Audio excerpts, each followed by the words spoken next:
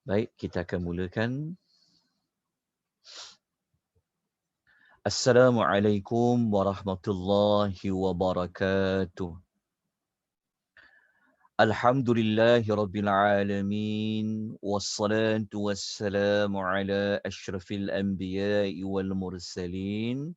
Wa ala alihi wa sahbihi ajma'in. Asyhadu an la ilaha illallah wahdahu la syarika lah.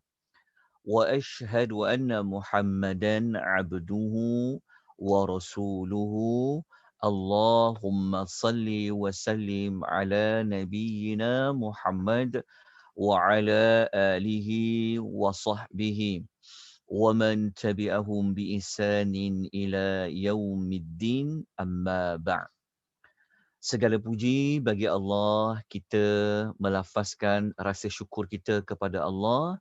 Pada pagi ini kita dapat menjalankan kelas tambahan kita, iaitu siri-siri tambahan untuk kita dapat bersama-sama memahami suratul Al-Fatihah, kerana mengikut jadual asalnya waktu agak terbatas kerana kita memerlukan nak kena buat kesimpulan dan sebagainya, jadi kita perlukan waktu tambahan.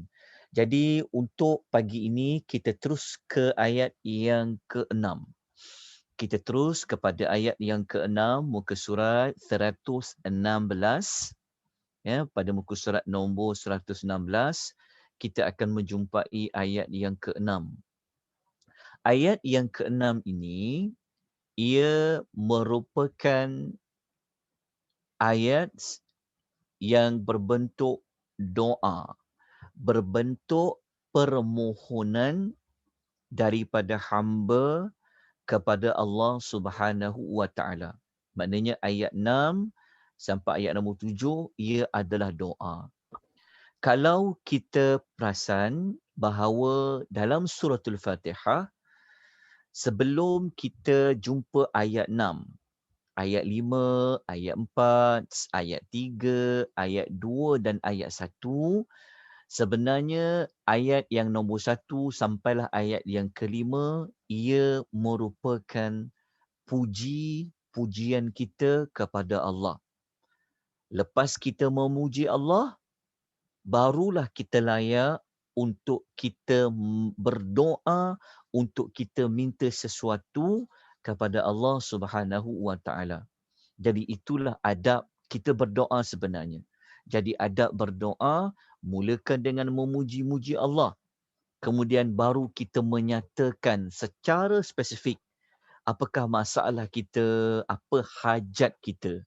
Maka perkara ini diajar oleh Allah di dalam suratul Fatihah. Jadi kita terus kepada ayat yang ke-6.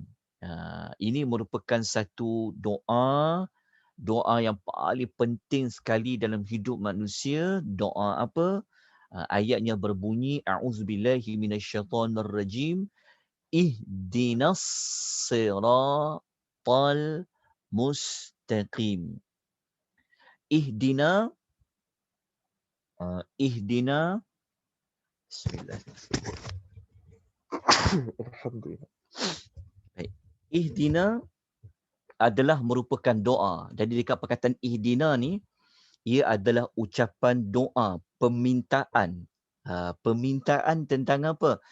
Ihdina maknanya tunjukkanlah. Kita selalu sebut hidayahkanlah kami. Maknanya minta Allah berilah hidayah kepada kami. Hidayah bahasa Arab. Bahasa Melayu kita disebut sebagai istilah tunjukkanlah kami. Nak tunjuk apa? Nak minta hidayah apa? Iaitu as-sirata al-mustaqim. Iaitu jalan yang lurus. Ayat yang ke-6 ini, kita akan bahagikan pecahan ayat 6 ni kepada dua. Yang pertama, kita akan bincang dahulu tentang hidayahkanlah kami pada perkataan ihdina. Kemudian kita akan pergi kepada bahagian yang kedua, as-siratal al-mustaqim, iaitu jalan yang lurus. Kita akan kupas dahulu apa makna minta hidayah di sini, dan hidayah itu hidayah tentang apa? Hidayah tentang jalan yang lurus. Jadi kita akan kupas tentang kenapa minta jalan yang lurus. Ada ke jalan yang tidak lurus? Kita akan kupas insya-Allah pada ayat yang ke-6. Jika kita melihat kepada tafsiran ayat, okey. Kita tengok pada tafsiran ayat, tapi sebelum tu kalau kita nak mengambil semula ayat yang sebelum ini, ayat semalam kita ulas tentang apa? Tentang wa iyyaka nasta'in. Kan hanya kepada engkau kami memohon pertolongan. Okey. Apabila kita telah meletakkan apabila kita telah buat satu pengakuan, kita telah menetapkan bahawa hanyalah Allah tempat kita meminta pertolongan, maka dalam banyak-banyak kita nak minta tolong kepada Allah adalah untuk apa? Adalah minta kepada Allah tunjukkan kita jalan yang lurus.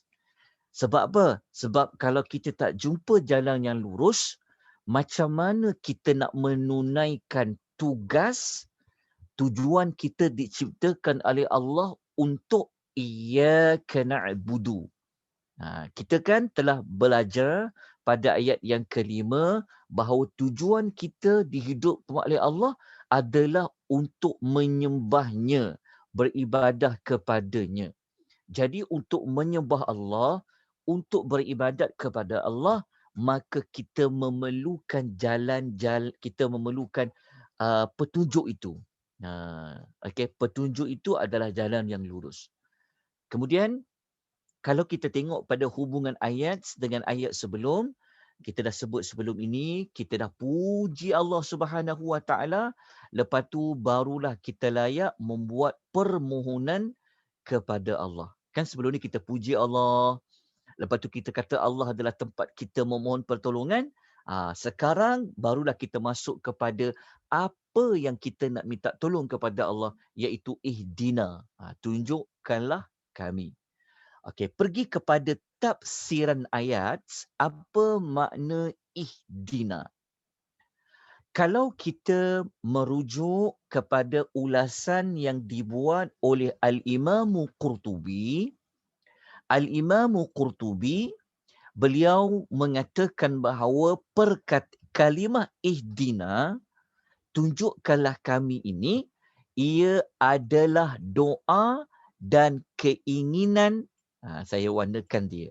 Dia adalah doa dan harapan, keinginan daripada hamba kepada Tuhannya. Maknanya doa lah. Kita orang Melayu, kita biasa sebut doa. Kalau sebut doa saja, mesti kita tahu ada sesuatu hajat, ada permintaan, ada harapan kepada Allah. Itu perkataan ihdina. Dia adalah doa, dia adalah keinginan. Apa di sebalik keinginan dan doa ni? Kata Al-Imam Al-Qurtubi, apabila kita baca ihdina, kita akan katakan, Ya Allah, tunjukkanlah kami jalan yang lurus. Tunjukkanlah ni maknanya hidayahkanlah. Hidayahkanlah maknanya tunjukkanlah kami jalan apa? Jalan yang lurus. Tunjuk. Lepas tu Al-Imam Qurtubi, dia ada tambah satu perkataan lagi, dia kata dan bimbinglah kami kepada jalan itu. Tuan-tuan kena bulatkan perkataan tunjukkan, lepas tu bimbinglah. Tunjukkan, lepas tu perkataan bimbing. Nanti kita nak kupas dekat jenis hidayah dekat sini. Perkataan dia, keyword dia adalah tunjukkan, lepas tu dan bimbing. Maknanya tunjuk dan bimbing. Apa yang diulas oleh Al-Imam Qurtubi ni sama juga diulas oleh Al-Imam Ibn Kathir. Dua-dua ni ulama tafsir. Sebab tu kita kata tafsiran. Al-Qurtubi dalam kitab tafsir dia, Ibn Kathir dalam kitab tafsir dia, mereka mengatakan bahawa hidayah dekat sini maknanya bimbingan dan taufik. Okey. Bimbingan dan taufik. Okey, untuk kita faham lagi, okey, tadi kita ambil keyword kan. Tunjukkan, lepas tu bimbing. Okey, dia ada dua kat situ. Tunjuk satu, lepas tu bimbing. Okey, untuk menjelaskan lagi tentang apa itu tunjuk dan apa itu bimbing. Hidayahkanlah dalam surah Al-Fatihah ini, ayat kelima ni tuan-tuan dan puan ya. Kita kena belajar, kita kena tahu. Tunjukkan yang macam mana. Sebab tunjuk ni, hidayahkanlah ni dia ada banyak jenis. Jadi untuk meringkaskan, maka kita lihat pembahagian hidayah di dalam Al-Quran. Maknanya, petunjuk di dalam Quran ni dia ada level-level dia. Dia ada bahagian-bahagian dia.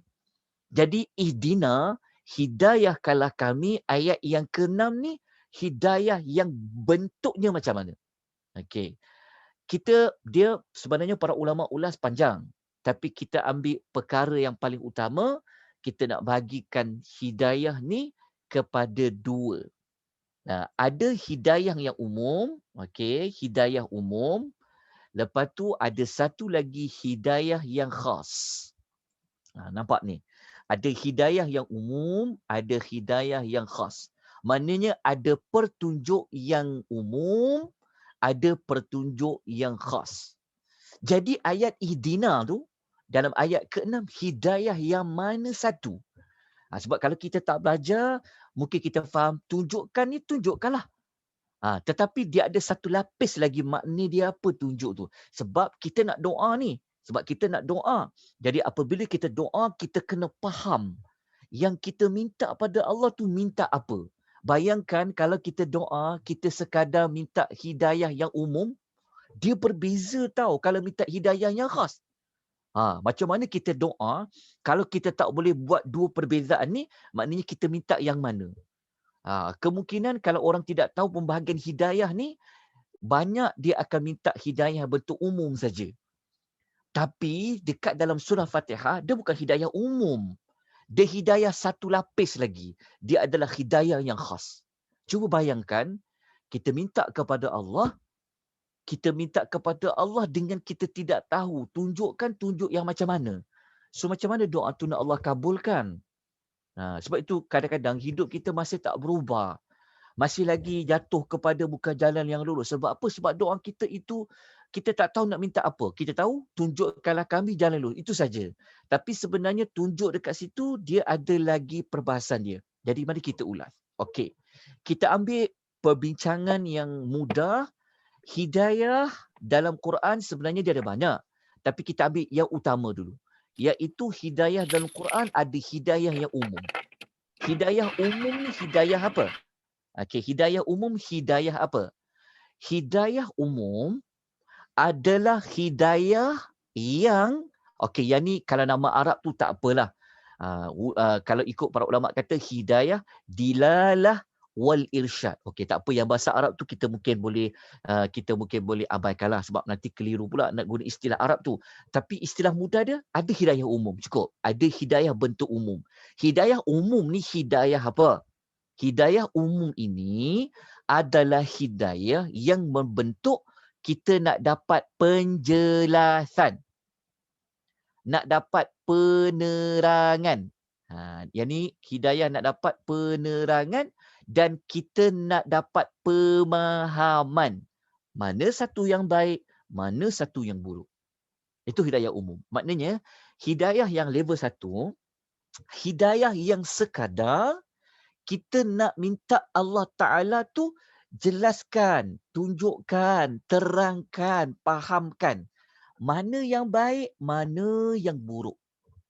Maknanya, kalau hidayah umum ni, kalau kita faham pada ayat yang ke-6 ni, dia akan membawa maksud jelaskan mana jalan lurus tu. Terang, jalan lurus tu mana? Okey, fahamkan. Tapi itu kalau hidayah umum. Tetapi ayat 6, dia bukan sekadar hidayah umum. Saya ulang sekali lagi. Ayat yang ke-6, dia bukan sekadar hidayah umum. Kalau orang tanya hidayah umum tu apa? Hidayah umum adalah hidayah yang kita hanya dapat mengetahui yang mana yang baik, yang mana yang buruk, yang mana pahala, yang mana dosa, yang mana patut buat, yang mana tak patut buat. Itu adalah hidayah yang umum. Hidayah yang umum ini ada dalam ayat Quran. Cuma kalau kita tak belajar, kita ingat hidayah ni sama saja. Sebab perkataan dia hidayah, hidayah, huda, huda, huda, huda. Kalau kita baca dalam surah Syura ayat nombor 52 contoh, kita akan jumpa perkataan hidayah. Wa innaka latahdi. Litahdi ni apa? Litahdi ni perkataan hidayah lah. Hadal ya tu. Huda, huda, huda.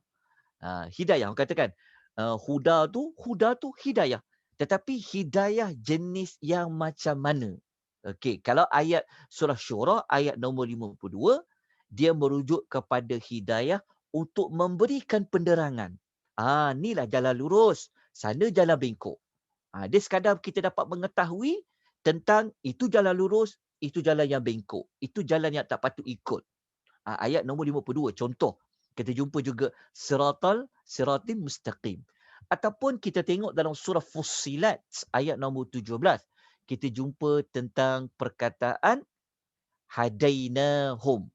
Wa amma thamudu fahadainahum. Fahadainahum ni dia ada perkataan huda. Okey, tapi petunjuk dekat sini petunjuk yang macam mana? Lepas tu dekat petunjuk surah Asy-Syura tadi tu, dalam surah Asy-Syura tu petunjuk yang mana? Okey. Kedua-dua ayat, contoh dua ayat ni sebenarnya adalah hidayah umum. Hidayah umum ini adalah hidayah untuk membezakan mana yang baik, mana yang tak baik. Hidayah umum ni lah hidayah yang kita selalu minta kan. Kalau kita doakan kawan kita, rakan kita, adik-beradik kita, ya Allah, bagilah hidayah dekat dia. Maknanya, kita kata, ya Allah, bagilah penjelasan dekat dia, bagi penerangan dekat dia, tunjukkan dia apa yang patut dia buat. Itu adalah hidayah umum. Okey, jelas. Hidayah umum. Syarat tuan-tuan faham. Sebab tu ramai orang kata, dia kata, kadang-kadang kita kata kan, berubahlah kan, umur kita sudah berusia, umur dah bertambah kan.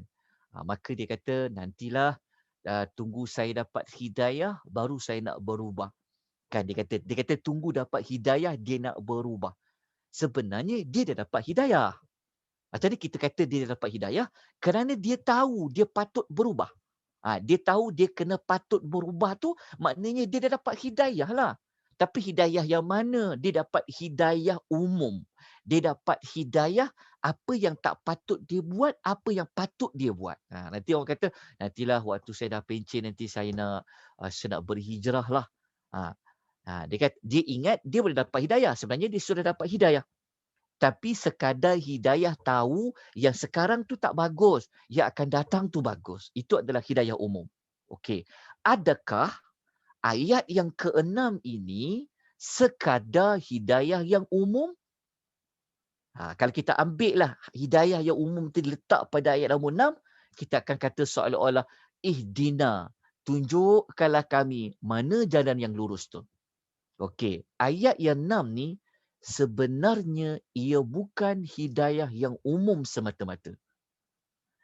Ayat yang ke-6, dia bukan sekadar tunjukkan dekat sini, bukan sekadar untuk minta Allah tunjuk mana jalan lurus tu. Bukan sekadar minta tunjuk saja. Bukan sekadar untuk tahu saja. Tetapi ayat yang ke-6, ia adalah hidayah yang khas. Beza tu dalam kita berdoa. Kan, kalau kita hanya faham yang nombor 1, sekadar Allah jelaskanlah, tu jalan lurus. Tetapi, adakah kita mampu untuk berjalan di atas jalan yang lurus tu? Adakah kita boleh konsisten berada atas jalan yang lurus tu? Adakah kita ada kekuatan nak berada pada jalan yang lurus itu?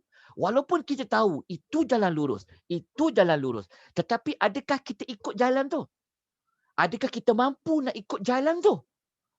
Itulah yang kita nak maksudkan hidayah kedua ni. Maknanya walaupun ramai orang tahu itu jalan lurus, itu jalan yang lurus. Tapi kenapa masih lagi memilih jalan yang tidak lurus?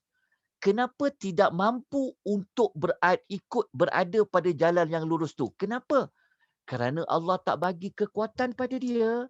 Kerana dia tak dapat bimbingan dari Allah. Sebab itu ayat nombor 6 diletakkan selepas wa iyyaka nasta'in. Kalau ayat yang kelima kita kata hanya kepada engkau lah yang boleh memberikan pertolongan kepada kita, maka pertolongan yang paling besar sekali kita minta kepada Allah, tunjukkan kami mana jalan yang lurus tu. Tapi bukan sekadar tunjukkan. Bukan sekadar tunjukkan. Kenapa kita kata bukan sekadar tunjukkan?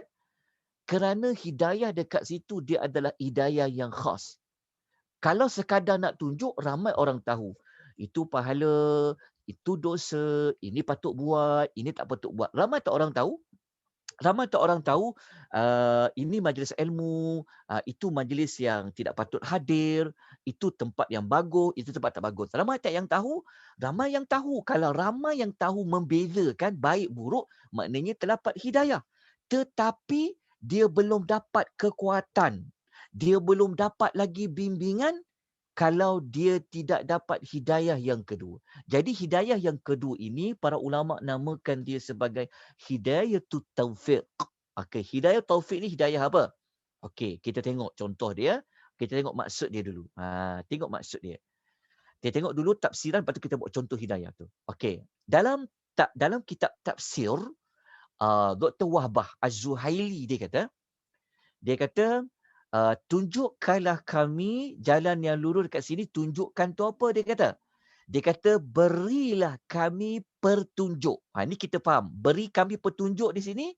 Berilah kami petunjuk di sini. Petunjuk di sini hidayah apa? Hidayah yang umum. Tapi bukan beri petunjuk je. Berilah kami petunjuk mana jalan lurus tu, yang mana satu. Tetapi diiringi dengan pertolongan daripadamu. Pertolongan daripadamu ni dia adalah maksud hidayah yang khusus. Bukan sekadar tolong tunjukkan, tapi bawalah saya, tariklah saya, kan, supaya saya berada pada jalan yang tu. Maknanya minta Allah, bimbinglah saya Allah. Saya tahu tu jalan yang lurus. Tapi bagi saya jalan ya Allah, bimbing saya ya Allah, bagi saya kekuatan ya Allah, supaya saya pilih jalan lurus tu. Sebab kita tahu jalan lurus tu. Tapi adakah kita akan berjaya berada di atas jalan tu? Ataupun adakah kita dah berjaya, tapi kita satu masa kita cari jalan lain pula. Maka hidayah yang kita maksudkan pada ayat yang ke-6 bukan sekadar nak tunjuk. Tapi kita nak minta Allah tolong kita, bimbing kita. Oleh sebab itu, kita sebut tadi yang awal-awal. Ingat tak apa kata Imam Qurtubi? Tadi Imam Qurtubi kata apa tadi? Ingat tak mula-mula saya minta bulatkan keyword apa? Mula-mula adalah tunjukkan.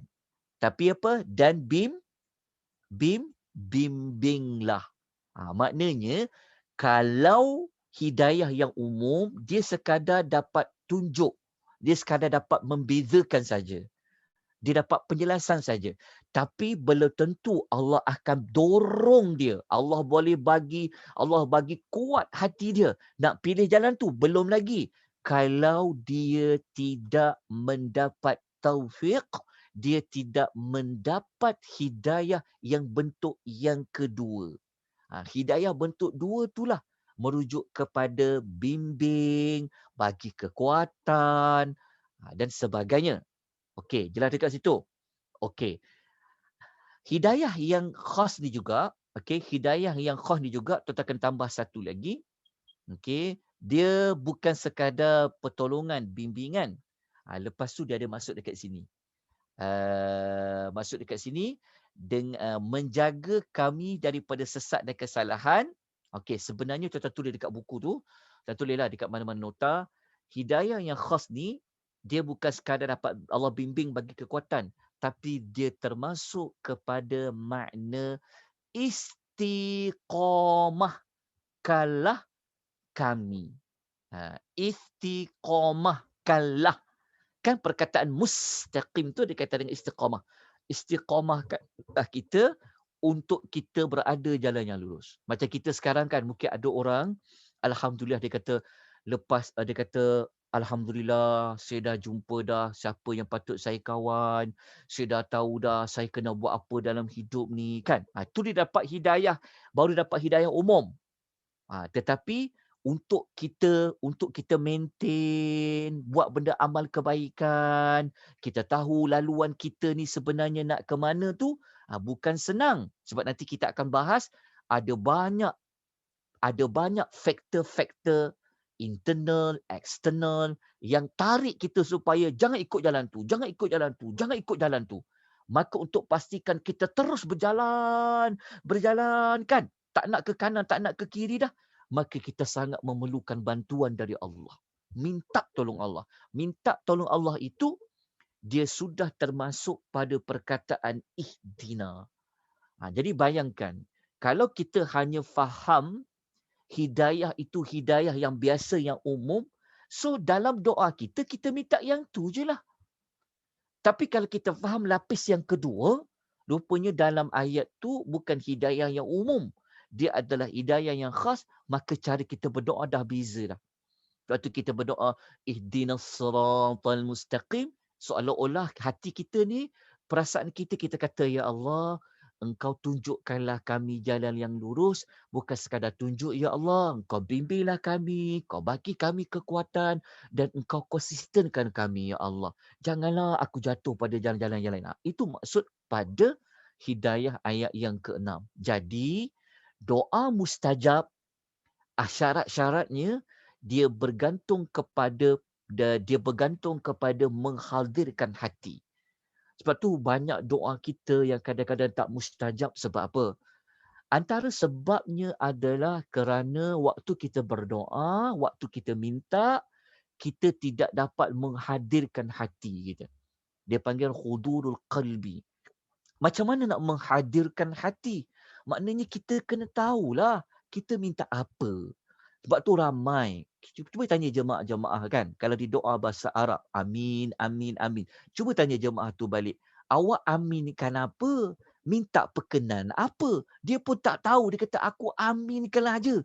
Yang ini kita kena baiki. Jangan berdoa dia tak tahu minta apa. Kalau tak tahu minta apa, macam mana nak menghadirkan hati kepada Allah? Jadi apabila kita belajar, para ulama mengatakan hidayah dekat situ bukan hidayah sekadar nak bezakan. Sekadar nak tunjuk, oh tu jalan lurus. Soalnya Allah bagi tahu, kalau kita minta, Ya Allah tunjuk aku jalan lurus. Kita tahu, oh tu jalan lurus. Tapi adakah kita akan ikut jalan tu? Kita berada jalan tu, kita pilih jalan tu, belum lagi. Kalau Allah tak bagi kita kekuatan, kalau Allah tak bagi kita pertolongan, kan? Jadi nak minta kekuatan, nak minta pertolongan, nak minta bimbingan, ia sudah terkandung pada perkataan ihdina. Kalau kita rujuk dalam Quran, banyak perkataan hidayah yang bentuk yang kedua. Sebab tu jangan cepat-cepat terjemahkan hidayah dekat situ terus hidayah umum. Tak. Tidak semua perkataan hidayah. Perkataan huda dalam Quran hidayah yang pertama. Tengok contoh ayat nombor 56 surah Al-Qasas. Ini Allah Ta'ala mengatakan innaka la tahdi. Tahdi. Tahdi ni hidayah. Allah kata, sesungguhnya engkau Muhammad tidak berkuasa memberi hidayah. Tapi tidak kuasa beri hidayah dekat sini, hidayah apa? Sedangkan memang tugas Nabi, dia menjelaskan, ini syirik. Ya Allah nak macam ni, yang kau buat ni salah. Bukan hidayah tu maksud yang ini. Tapi hidayah dalam ayat ni, maknanya Allah bagi tahu pada Muhammad, wahai Muhammad, engkau tak ada kuasa nak tarik dia tu untuk menyembah aku. Engkau tak ada kekuatan nak ubah hati dia. Sebab yang bentuk bimbingan ni adalah dari Allah. Ke situ. Begitu juga macam ayat dalam suratul Nahli ayat 37, jumpa perkataan Yahdi, hidayah. Kita juga jumpa dalam surah Al-An'am ayat 90, ulaikal ladzina hadallah. Dekat sini cuma kena bezakan. Huda, Yahdi, hidayah ni hidayah yang mana? Jadi ayat yang ke-6 dia adalah hidayah yang khusus. Ingat, apabila doa, baca surah Al-Fatihah, mesti kita mengingat apa? Tunjukkan dan bimbinglah. Tunjuk dan bimbing. Bimbing ni maksudnya beri kami jalan macam mana nak pergi jalan yang lurus tu, beri kami kekuatan, bagi kami keazaman, dan juga kita niat kepada Allah dalam doa itu konsistenkan kita berada pada jalan yang lurus. Okey. Jelas dekat situ? Okey. Kita teruskan kepada apakah makna siratal al-mustaqim. Okey, kita dah selesai tentang makna hidayah. Tadi ingat ya, hidayah dekat situ adalah hidayah yang khusus. Bukan sekadar minta tunjukkan, tapi minta Allah bagi bimbingan, bagi kekuatan, beri keazaman untuk memilih jalan yang lurus. Okey, kita pergi pula kepada apa sebenarnya jalan yang lurus yang kita minta tu. Kenapa jalan tu mesti lurus? Ni kita nak kena pecahkan juga. Sebab apabila kita faham, kita doa tu seronok sangat. Ada penghayatan dia. Doa ni tak mestinya bahasa Arab. Tapi sebab dia Fatihah, kena baca lah dalam bahasa Arab tu sebab dia Fatihah. Tapi ada doa lain ni, ya Allah. Yang paling penting pada faham. Allah faham guna bahasa apa pun. Tapi sayangnya kita mesti nak kena hafal bahasa Arab. Yang ini yang kesilapan kita lah. Tapi paling penting doa baca kita faham. Tapi Al-Fatihah kita memang kena baca dalam bahasa Arab sebab dia Al-Quranul Karim. Okey, sekarang kita nak kupas. Apa dia sirat mustaqim tu? Apa itu jalan yang lurus yang kita nak minta kepada Allah? Tunjukkan kami jalan yang lurus tu. Kenapa Allah guna jalan? Nanti kita akan kupas. Kenapa guna simbolik? Kenapa guna nama jalan? Dan kenapa jalan tu lurus? Apa makna dia? Okey. Siratal mustaqim, kalau kita merujuk dalam tafsiran At-Tabari. At-Tabari, dia kata yang dimaksudkan dengan siratal mustaqim, dia kata adalah agama Allah dan syariat Allah. Ini pentafsir Ibn Kathir. Jadi kita kata, tunjukkanlah dan bimbinglah kami untuk apa? Ke agama Allah dan syariat Allah. Maknanya untuk kita apa? Untuk kita jadi seorang yang betul-betul Islam, kita jadi seorang yang betul-betul mengamalkan syariat Allah. Itu maksud siratal mustaqim kata Al-Imam At-Tabari. Sebab itu At-Tabari, tengok ya, ulama tafsir kata apa? Oleh yang demikian, apabila dia sebut ihdinas siratal mustaqim, dia kata permohonan dia dimaksudkan dalam ayat ini, tengok. Tengok seperti kita ulas tadi. Para ulama kata apa? Dia adalah bimbingan untuk apa? Sentiasa konsisten. Sentiasa konsisten. Jadi dalam doa tadi tu kata, tunjukkan, bukan sekadar tunjuk, tapi bimbing. Bukan sekadar bagi bimbingan, konsistenkan kita. Macam kita sekarang, kita dah jumpa jalan lurus tu. Sebab kita memang berada pada agama Allah. Kita memang orang Islam. Kita memang orang Islam, betul tak? Kita lahir beruntung, mak kita Islam, bapa kita Islam, kita dibesarkan dalam Islam, betul. Kita dibesarkan dalam Islam, maknanya kita berada pada siratal mustaqim lah tu. Kalau ambil tafsirat At-Tabari ni. Tapi adakah kita akan jadi betul-betul seorang yang Islam? Adakah kita betul-betul buat syariat Allah? Adakah kita betul-betul taat pada Allah? Sebab kalau kita nama pun Islam, Islam menyerah diri, tunduk, patuh. Kita memang sudah berada di siratal mustaqim. Sebab salah satu maksud siratal mustaqim, kata At-Tabari, agama Allah, syariat Allah. Ya, kita memang seorang Islam. Kita memang seorang Islam. Tetapi, adakah kita betul-betul jadi seorang Islam? Sebab itu apabila kita doa, ihdinas siratal mustaqim tu, maknanya tunjukkanlah dan bagilah bimbingan, kalau ikut Tabari kata apa, untuk sentiasa konsisten menjadi seorang yang benar-benar Muslim. Seorang yang betul-betul buat syariat Allah tu. Besar kan ayat nombor 6 ni, kalau kita faham dia berbeza sangat. Kalau kita tak faham, kalau kita faham dia punya doa tu nusuk ke kalbu. Maksudnya kita faham, kita minta apa pada Allah.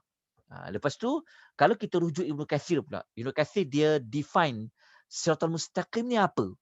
Dia kata Siratal Mustaqim ni dia kata banyak pendapat di kalangan para ulama tafsir. Sama ada ulama tafsir yang terdahulu, yang ulama-ulama tafsir yang klasik ataupun contemporary dia kata.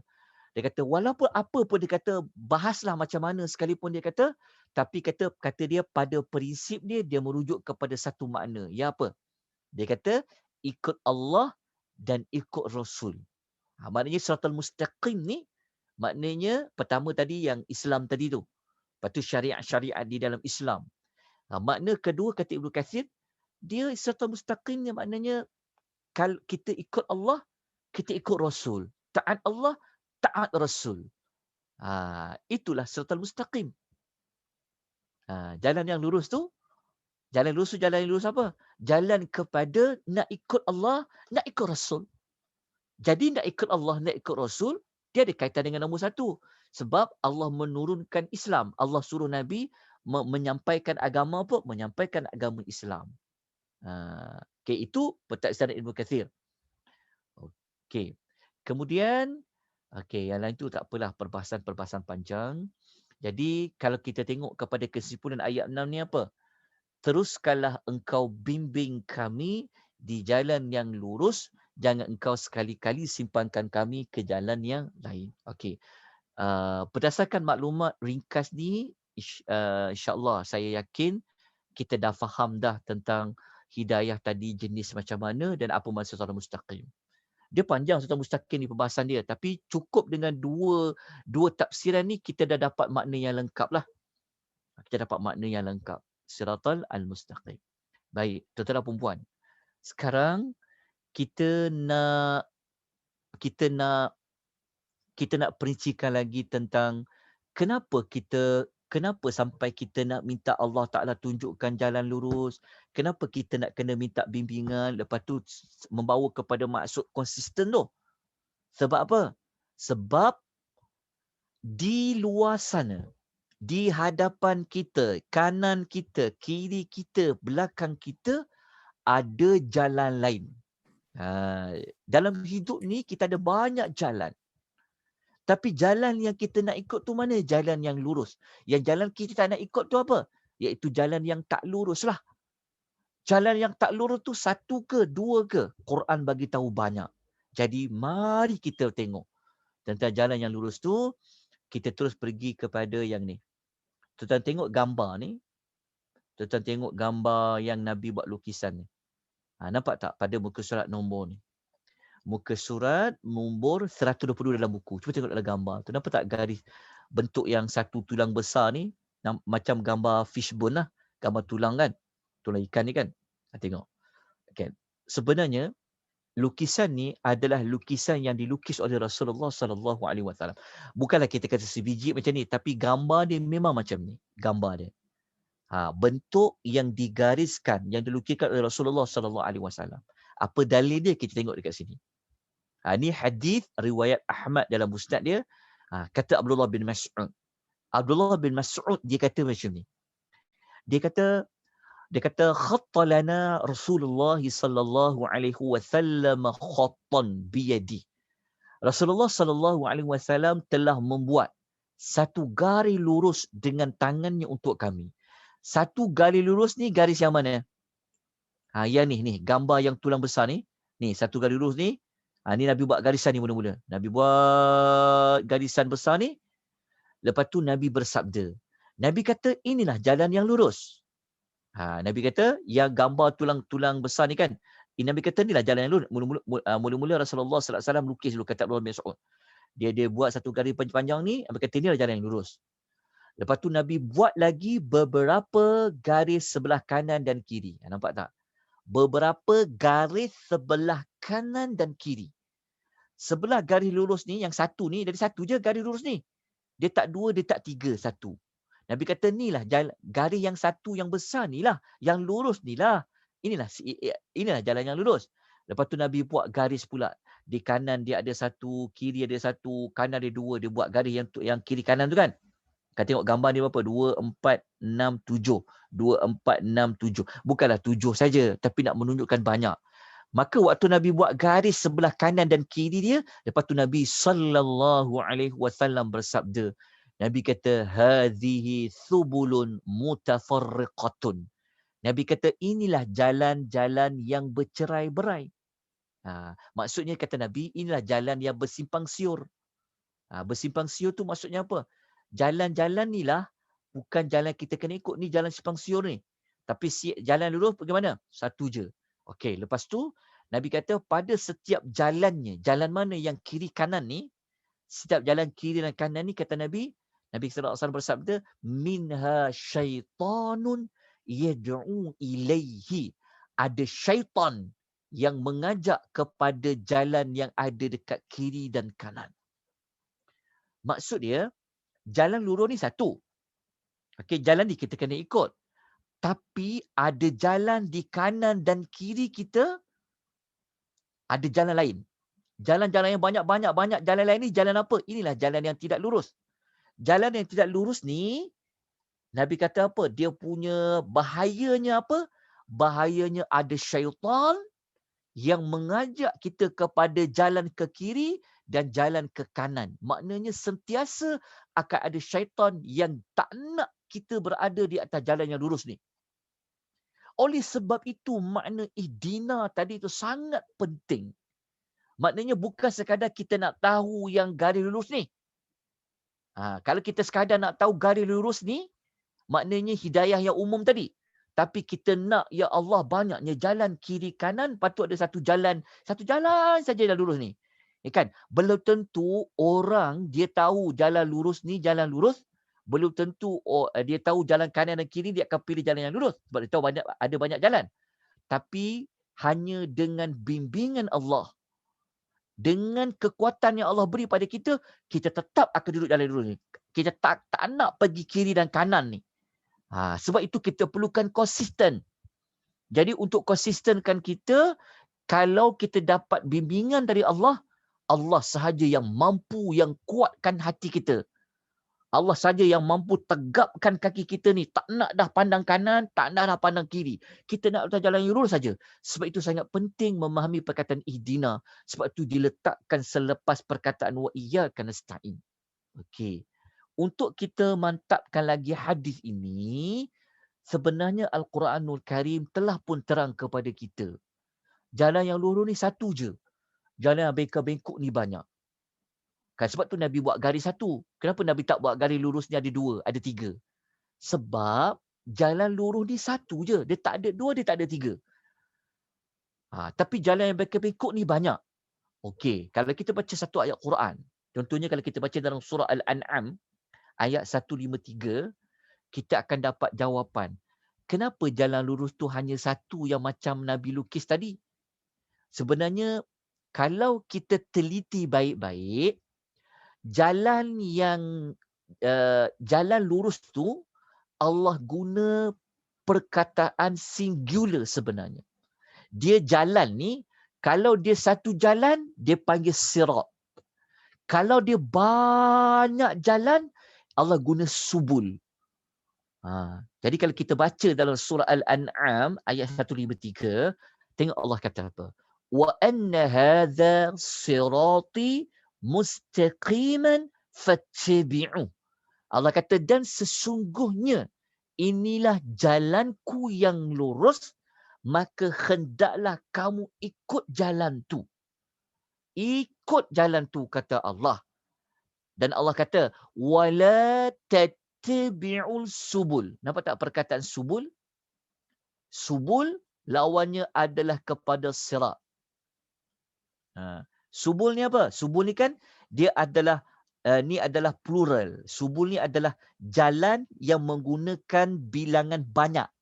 Betul Allah kata wala tattabi'u, dan janganlah kamu ikut. Ikut apa? Subul, jalan-jalan. Kenapa waktu Allah kata ikut jalan lurus, Allah kata jalan je? Kenapa Allah kata hanya satu jalan? Tapi waktu jalan Allah kata jangan ikut, Allah sebut jalan-jalan. Kenapa? Kerana jalan lurus tu, jalan lurus ni sebenarnya dia satu je jalan. Dia tak ada dua, dia tak ada tiga.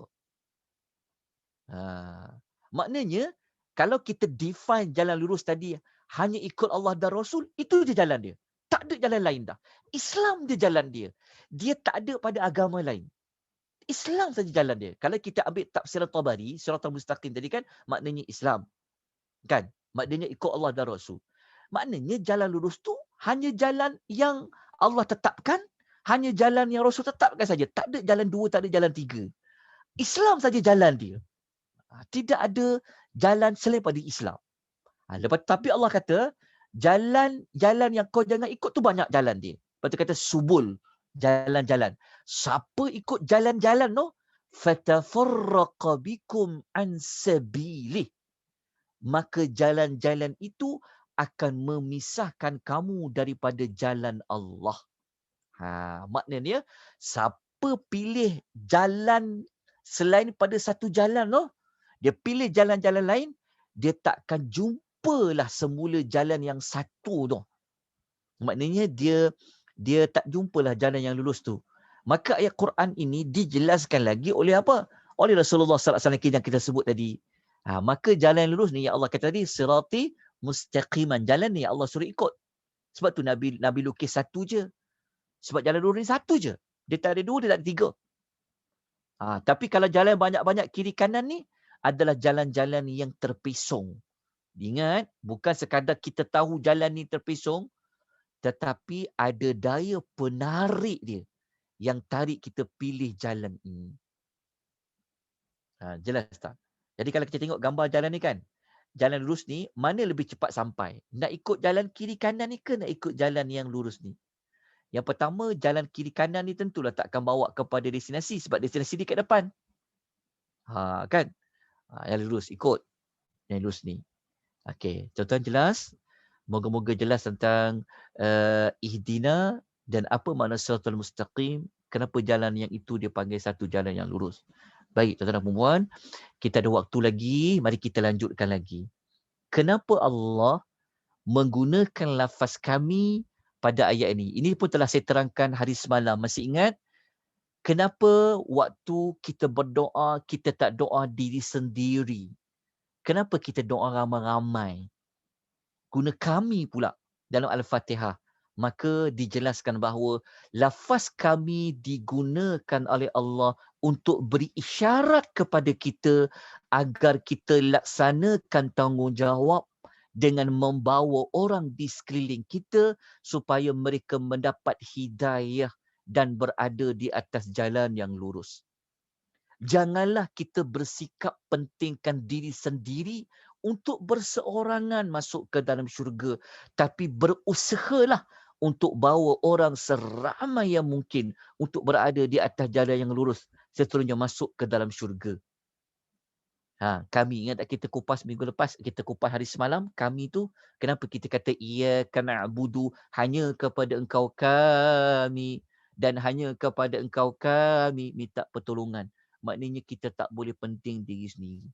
Sebab tu kalau buat kebaikan, jangan kadang-kadang sekali-kadang kita jumpa, ni grup dia, ini grup dia, ni grup dia, dia buat pula grup. Ada grup eksklusifnya, ada grup tak eksklusifnya, macam-macam. Kita tuan-tuan, kenapa kita perlu buat, okey, ini kumpulan kita, ni kumpulan kita, ni kumpulan kita. Orang lain tak boleh masuk kumpulan kita. Ada pula orang buat kuliah, ada pula orang buat kuliah agama, dia tak bagi orang-orang yang bukan grup dia join pun ada macam tu. Ada sekat-sekat pula. Ni hanya untuk eksklusif saja. Tak boleh orang luar. Dia tak faham Al-Fatihah tu kata sepatutnya kita apa? Kita ni sebab tu kita kata, okey kita buat kuliah ni, kan kita nak ajak semua orang, jom. Kita masuk syurga. Semua orang berikut kuliah kita. Tak ada halangan pun. Faham tak maksud dia kat sini?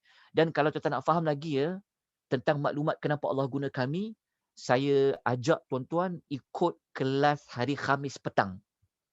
Hari Khamis petang, kami akan mula surah baru, surah Wal Asri. Surah yang paling pendek, surah pendek lah demi masa. Tapi kalau tuan-tuan nanti balik, cuba tuan-tuan tengok. Dekat surah Wal Asri tu, kenapa Allah guna bilangan banyak pada menyebut amanu wa amilus solihat, bilangan banyak tu. Amanu tu maknanya mereka yang telah beriman. Ramai, Allah kata, ramai telah beriman. Ramai telah buat amal soleh. Kan? Lepas tu kenapa dalam surah Al-Asri tu Allah menyuruh kita watawasau bil haqqi watawasau bis sabri. Kenapa Allah kata berpesan-pesan dengan kebenaran, berpesan-pesan kepada kesabaran. Kenapa kena berpesan-pesan? Tentulah pesan daripada seorang kepada orang lain. Tapi ramai orang hidup ni diri sendiri je. Biarlah aku tahu, biarlah aku saja yang tahu. Orang lain tak perlu tahu. Jangan. Kita jangan macam tu. Sebab apa tahu? Kenapa ramai itu bagus? Dia berbeza ya. Kalau kita buat amal seorang-seorang, berbeza dengan kita buat ramai-ramai. Dia ada kekuatan, dia ada semangat, dia berbeza. Sebab tu Allah Ta'ala menggunakan istilah kami di sini. Okay, kemudian kita lanjutkan lagi ya. Kita lanjutkan lagi. Ada waktu lagi kan? Sekejap.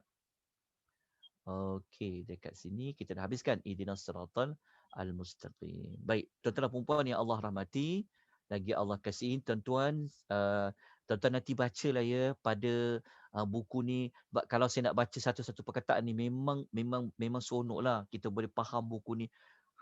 Satu perkataan-perkataan, tapi waktu kita tak dapat nak urus dia dengan baik. Sebab waktu kita cukup Allah bagi. Cuma kita kerja-kerja lain tu yang banyak ni tak dapat nak memenuhi membaca ayat by ayat. InsyaAllah nanti kalau kita doa pada Allah supaya kita boleh baca ayat daripada kulit ke kulit. Tapi cukup yang paling penting kita tahu tafsiran ayat sebenarnya. Sebab dalam buku ni core dia sebenarnya adalah pada memahami ayat dalam suratul Al-Fatihah. Okey, saya rasa dah sampai kot pada maksud dia tadi. Yang lain tu tuan-tuan, saya harap tuan-tuan baca ya, sebab sebab tu saya kata, kalau tuan-tuan ada soalan, tak faham tentang dalam buku ni, buku surat berapa, nanti tolong tanya. Tapi bacalah buku tu, ambil masa sikit baca buku. Ambil masa baca buku. Kurang-kurangkan sikit tengok gadget ni. Kadang-kadang orang kita ni handphone dia tak tinggal. Tapi sangka baiklah kita kan. Tapi cuba kita ni tuan-tuan dan puan, kalau boleh kurangkan ambil masa membaca kisah-kisah orang lain.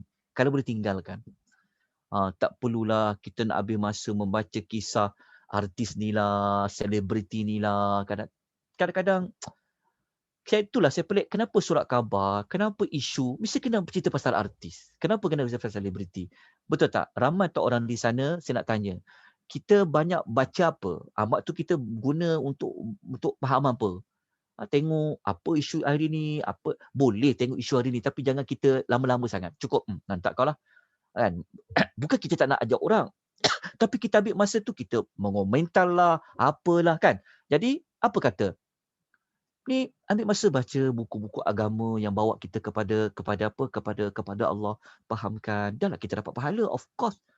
Allah tanya mata kita, Allah tanya telinga kita, Allah tanya mulut kita, Allah tanya masa kita nanti. Jadi hati-hati. Jadi kita manfaatkanlah. Sebab tu kita kata ada waktu baca kat mana muka surat tak faham, tanya. Kita bagi peluang untuk tanya. Sebab lepas ni kita dah nak buka kepada topik lain. Ya, moga-moga kita semua sama-sama. Saya sampaikan ni sebenarnya adalah kerana nak mengamalkan ayat watawassaw bil haq watawassaw bis sabr. Berpesan-pesan kepada kebenaran, berpesan-pesan kepada kesabaran. Bahaya gadget ni, bahaya media sosial ni. Dia banyak buang masa kita kepada perkara-perkara tak faedah. Betul tuan-tuan. Siapa yang tuan-tuan kalau tuan-tuan baca, saya rasa tuan-tuan boleh baca sampai berjam-jam kan. Tengok apa isu ni, tengok orang komen apa, boleh masa baca dengan panjang kan. Jadi cukup-cukuplah. Kita yang berada jalan yang lurus ni, kita mintalah pada Allah supaya Allah Ta'ala jauhkan kita daripada perbuatan yang tak memberikan apa faedah kepada kita. Cukup dekat situ. Moga-moga Allah beri kita hidayah tu taufiq. Allah je yang boleh bagi kita kekuatan. Allah sahajalah yang boleh memberikan kita bimbingan untuk kita mati kita di atas jalan yang lurus. InsyaAllah. Okey, tentera perempuan, Ya. kita tak perlu nak perpanjangkan. Saya buka satu atau dua soalan. Sebab lepas ni saya ada kelas pasal alam akhirat. Jadi saya minta kalau tuan ada waktu bolehlah ikut 10.30. Ya, kita nak belajar tajuk hisab dengan timbangan amal. Kelas yang 2 terakhir. Maknanya minggu ni dan minggu depan saya akan tamatkan tajuk tentang alam akhirat. Jadi saya jemput semua ikutlah. Kalau ada waktu, kalau tuan tak ada kesempatan, tuan ikut. InsyaAllah. Ya. Okay, supaya kita sama-sama dapat melalui hari kiamat dengan mudah. Kita semua diampunkan dosa kita oleh Allah Azza wa Jalla dan kita semua-semua dapat masuk ke dalam syurga Allah Subhanahu wa taala. Beruntung kita kalau kita dapat kawan-kawan, kita dapat grup, kita dapat persatuan, ahli kumpulan yang bawa kita kepada Allah.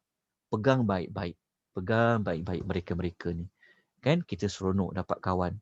Kalau kita kawan orang yang rajin majlis ilmu, lama-lama kita pun jadi suka majlis ilmu. Kalau kita kawan dengan orang yang suka beramal, beramallah kita. Ingat yang Nabi pesan tadi, jalan yang bawa kita jauh pada Allah ni banyak. Sebab tu kalau kita tak nak kita terpesong, pergi ke kanan, pergi ke kiri, sebab tu kita kena amalkan tu. Antaranya yang kita kena amalkan surah An-Nas tu. Sebab dalam surah An-Nas tu ada syaitan dekat situ. Tapi kami dah selesai ulas tentang surah An-Nas tu. Dekat Nas tu kan ada pengwaswas. Min syarril waswasil khannas. Kita tak perasan rupa-rupanya ada dua makhluk yang sentiasa mengajak kita jauh dari Allah. Yang pertama adalah Al-Khannas, merujuk kepada jin, iaitu qarin kita. Dan yang kedua adalah manusia. Minal jinnati wan nas, daripada manusia. Wallahu ta'ala alam. Okey, saya buka soalan. Kalau ada pertanyaan. Ada pertanyaan tak? Ustaz, Soalan? Ya. Ustaz, jika tak ada Ya. pertanyaan, boleh Ustaz tolong perjelaskan mengenai hanya beberapa kelas sahaja lagi yang kita tinggal, ya. Mungkin saya brief dulu kepada mereka yang baru join, Ustaz. Okey, boleh. Sebenarnya kelas kita bermula pada 27 hari bulan Februari hari itu dan sepatutnya kita habis pada 11 April, ya. Tetapi oleh kerana Ustaz kata kita ada tercicir dua ataupun masa kita apa tadi Ustaz sebut, ya. Jadi kita terpaksa tambah dua kelas. Hari ini adalah tambahan kelas pertama dan akan ada lagi satu tambahan kelas. Jadi mengikut jadual kita sepatutnya habis 11 April tetapi kita akan tambah dua kelas lagi menjadikan kelas kita ada 16 sesi sebenarnya Ustaz, ya, tambahan dua. Ya, betul. Okay. Betul. Jadi saya juga mohon jemaah war-warkan kepada sahabat-sahabat dan saudara mara, kelas kita ini adalah percuma, tiada bayaran.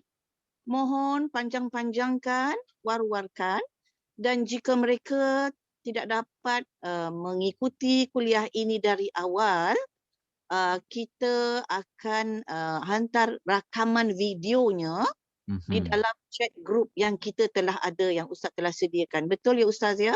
Betul. Okey. Jadi kepada mereka yang tidak ada di dalam chat group, mohon war-warkan kepada mereka, jika mereka pergi ke YouTube, tekan sahaja nama Ustaz Yusuf Arbain, maka keluarlah semuanya siri-siri kita sebelum ini. Ya? Jika Ustaz ada nak tambah information ini Ustaz boleh tambah further information? Okey, baik, terima kasih kepada Kak Mazidah, ya. Okey, begini. Ya. Kita akan ada dua kelas lagi. Kelas kita ikut jadual hari Sabtu dengan Ahad minggu ni. Okey, kalau ikut pada ayat, kita tinggal ayat yang ketujuh je. Jadi ayat yang ketujuh kita boleh habiskan pada hari Sabtu dan Ahad ni. Ayat 7, iaitu ayat siratal ladzina an'amta alaihim. Ayat 7 ni dia memerlukan 2 hari, 2 jam sebab kita nak pecahkan pada tafsiran siratal ladzina an'amta alaihim Lepas tu kepada ghairil maghdubi alaihim waladdallin. Di situ. Lepas tu satu lagi kelas tambahan saya perlukan adalah untuk membuat kesimpulan bagi kesemua ayat yang telah kita belajar. Yang ini saya akan pakai nota tambahan. Maknanya kelas terakhir adalah kelas kita nak ulang balik semula yang kita dah belajar, tapi kita nak buat kesimpulan lah Al-Fatihah ni sebenarnya kenapa dia letak kepada surah yang pertama. Ada apa kat situ. Lepas tu kita akan ulang balik, kita akan recall balik, kita akan revise balik apa kita dah belajar sebenarnya. Tapi kita akan letak ikut bab-bab-bab. InsyaAllah yang tu saya akan berikan nota tambahan. Nota tambahan itu pada kelas yang ketiga. Maknanya kita perlukan satu lagi kelas tambahan untuk kita membuat kesimpulan. Dia macam kesimpulan lah daripada ketujuh ayat ni. Supaya kita akan dapat mengetahui, sebab kalau tuan-tuan nak faham Quran, kalau kita nak faham konten Quran ni sebenarnya nak hidangkan kita pasal apa, kan? Maksudnya kalau kita nak tahu Quran ni sebenarnya dia nak cerita maklumat tentang apa, daripada Al-Fatihah tu sebenarnya kita akan dapat maklumat dia. Tapi sebab saya tak cerita mula-mula supaya kita dapatkan dulu tafsiran cerita dia, baru pada ending dia nanti kita akan cerita sebenarnya Al-Fatihah ni sebenarnya berkisahkan tentang maklumat apa, tentang tauhid, cerita pasal Rasul sebagainya, supaya daripada Fatihah kita akan mendapat penjelasan, oh, surah-surah yang lain ni sebenarnya nak cerita pasal apa. Sebab kita baca Quran mesti ada tujuan. Bukan sekadar dapat pahala. Tapi kita nak tahu, kita nak ubah apa, kita nak mantapkan apa, kita nak baiki apa. Jadi nak tahu baiki apa, nak ubah apa, nak mantapkan apa, semua-semua tu kita kena tahu maklumat apa yang Allah nak sampaikan di dalam Al-Quran. Maka salah satu kaedahnya dengan kita memahami konten di dalam suratul Al-Fatihah. Sebab surah-surah yang lain tu semua datang adalah untuk memperincikan maklumat yang ada kat Al-Fatihah. Sebab tu Al-Fatihah ini dia jadi rahsia bagi Al-Quranul Karim. Tapi sebab waktu kita tak dapat nak urus dengan baik, kan, waktu dia sebenarnya boleh panjang lagi ni. Dia boleh masuk lapis 2, lapis 3. Tapi cukuplah dulu dengan apa yang mampu kita buat sebelum masuknya bulan Ramadan. Jadi pada hari terakhir nanti kita nak buat dia punya kesimpulan dia. Kesimpulan dalam suratul Fatihah. Daripada kesimpulan nanti tu, mungkin kalau kita kata saya nak belajarlah untuk lapisan yang kedua pula. Sebab dia belajar Quran ni dia ada untuk dia ada banyak stage-stage dia. Stage-stage dia tu, tapi untuk kita cerita, untuk kita orang awam ni, kita ambil je kepada yang paling penting, memahami tafsiran dia. InsyaAllah kita kena cari satu lagi hari. Sama ada pada hari Isnin minggu depan pun boleh. Macam hari Isnin ni. Tapi kalau hari Isnin minggu depan tu, dia dah besok tu kita dah puasa Selasa. Ya, InsyaAllah. saya rasa kan? boleh Ustaz. Kita boleh kata putuskan lah, terus kita confirmkan je Ustaz. Hari Isnin boleh. depan. Okey, kita Ya, buat Isnin depan. Kita buat Isnin depan pada 12 12 hari bulan Sekejap Ustaz ya. 12 hari bulan. Isnin depan. Ya, 12 hari bulan Ustaz. Okey, Betul. 12 hari bulan. Kita confirmkan terus Ustaz. Kita akan buat kelas siri yang ke-16 tak rasa kan? 16. Siri yang ke-16 kita buat kepada kesimpulan dia. Kesimpulan ni sangat penting juga insya-Allah. Jadi kita jumpalah pada hari Sabtu dan Ahad ni. Ya. Ya Puan ni. Ustaz boleh tak, maaf Ustaz ya, sebelum Ustaz akhiri kuliah ni. Okey, boleh. Kak Anis tanya, jalan yang lurus itu adakah berkaitan dengan apa yang Rasulullah kata that akhir-akhir zaman Islam itu akan berpecah kepada, is it 72 or 73 cabang, kan? And only one of them is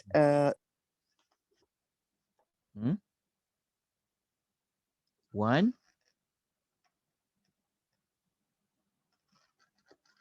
of them, mana? Kak Anis tadi mana? Sila Haji Anis sambung. Terputus Line pula. putus. Terputus pula. Tak apalah. Soalan yang ditanya tadi tu memang benar, memang ada dalam hadis Nabi SAW yang umat dia ni ada pecahan kepada 73 dan riwayatkan. Dia ada banyak riwayat. Satu sahaja 72 akan masuk akan masuk neraka, satu je masuk syurga. Siapa dia? Ma ana alaihi wa ashabi. Siapa yang bersamaku dan bersama para sahabatku. Okey. Maklumat tentang kita nak ikut siapa, kan, siapa model kita, ikon kita, itu yang kita akan kupas nanti pada ayat nombor 7. Dekat ayat nombor 7, kita akan dapat maklumat tentang siapakah manusia yang pernah Allah beri hidayah, yang pernah Allah bimbing mereka, yang mereka itu mati berada di atas jalan yang lurus tu. Itu kita akan sebut pada ayat yang berikutnya. Nanti kita kupas dekat ayat An'amta alaihim. Orang-orang yang Allah bagi nikmat, mereka ini sebenarnya pernah dapat nikmat hidayah tu. Hidayah yang kita sebut tu, hidayah dapat petunjuk, lepas tu Allah beri bimbingan, Allah konsistinkan mereka berada atas jalan yang lurus. Itu kita akan belajar nanti pada ayat yang ke-6. Sebab ayat ke-7, maafkan saya. Ayat yang ke-7 akan menjelaskan lagi tentang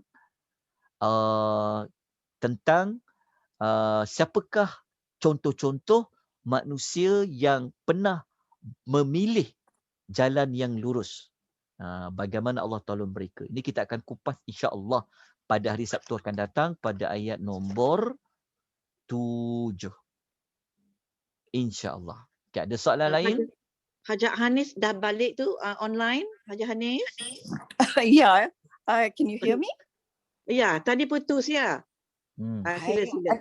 I tak sedar pun. Sorry, maaf. Okay. Sila Ustaz. So is it jelas, right? The question? Yeah. Ustaz dah answer pun. Ya, okay, betul. Terima kasih. InsyaAllah. Terima kasih kerana banyak memberikan kita persoalan-persoalan yang sebenarnya membantu juga untuk kita menerangkan apa yang patut kita terangkan. Okey, ada soalan last ni tanya dekat chat tu. Ustaz, hidayah milik Allah kan? Benar. Kita hanya mampu mengajak ke arah kebaikan. Kalau orang terdekat kita hanyut jauh dan kita betul-betul nak bawa dia balik ke jalan yang lurus, apa yang boleh kita usahakan untuk dia? Tidak yang tidak bukan, antaranya adalah doa lah. Doa supaya Allah memberikan dia hidayah dan taufik. Jadi kalau kita doa, jangan sebut hidayah saja. Tapi kita kena detailkan lagi sikit. Ya Allah, berilah petunjuk. Contohlah kalau adik kita kan. Kita kata, Ya Allah, Engkau berilah petunjuk kepada adikku. Kemudian Engkau bimbinglah dia, Ya Allah, supaya berada di atas petunjuk itu. Ataupun mudah je, Ya Allah, berilah petunjuk dan bimbingan kepada adikku kepada jalan yang lurus, Ya Allah. Kau lembutkanlah hati dia, Ya Allah. Okey, satu. Cara yang yang berikutnya, kaedah yang berikutnya adalah dengan kita menunjukkan contoh-contoh yang baiklah kepada beliau. Menunjukkan contoh-contoh yang baik, memberikan juga kepada beliau penerangan yang benar. Kadang-kadang ada orang ni dia tak nak berubah. Kadang dia tengok Islam, tengok orang ni sama je perangai. Jadi kadang-kadang dia melihat benda-benda yang tak sepatutnya dijadi ukuran, oh inilah Islam, oh inilah orang beriman, oh inilah tengok kuat sembahyang pun macam ni juga, kuat ni pun macam ni juga. Jadi kita kena perbetulkan cara faham dia. Mungkin ada sesuatu yang menyebabkan dia tidak memilih untuk menjadi baik tu kan. Mungkin dia takut kawan dia kata dia ke, mungkin dia takut nanti dia disisihkan oleh keluarga ke, mungkin dia takut disisihkan, hilang kawan ke. Dekat situ kita kena menerangkan kepada dia pada konsep betul. Moga-moga Allah berikan dia hidayah tu taufik.